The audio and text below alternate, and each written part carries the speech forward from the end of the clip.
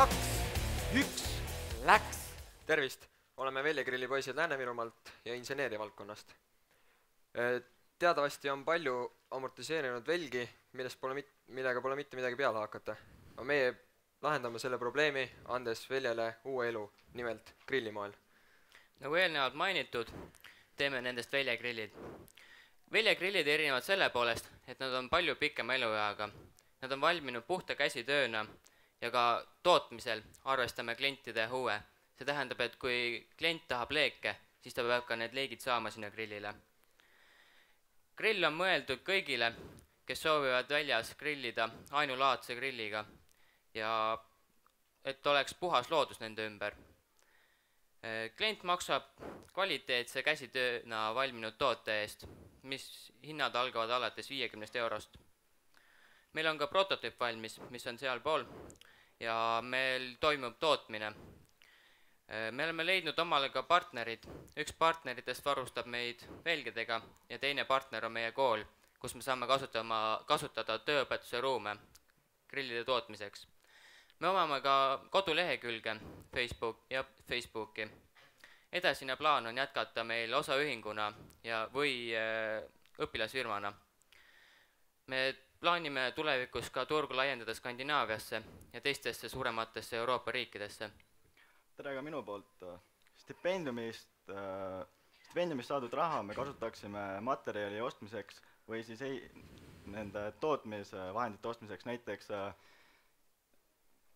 liivapritsi masin, sest et pikas perspektiivis oleks liiga kulukas osta teenust sisse. Siis toodet juba on siin natuke kiidetud, et kiidaks siis natuke Entrumit ka. Et Entrumist saime kaasa väga palju positiivseid emotsioone, ettevõtlikkus pisiku ja tahaksimegi tänada korraldajaid. Aitäh!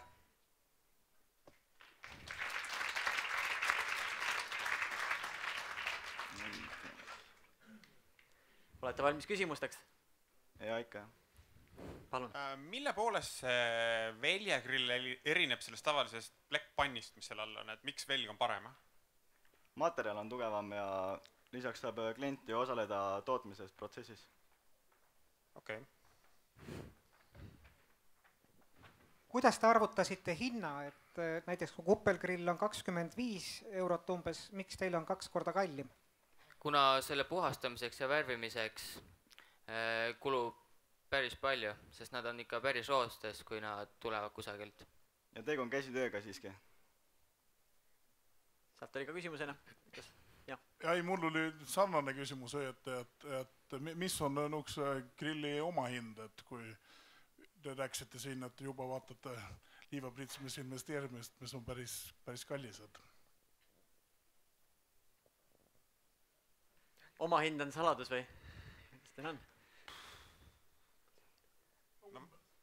No oma hind oleks siis umbes alates 30 eurost.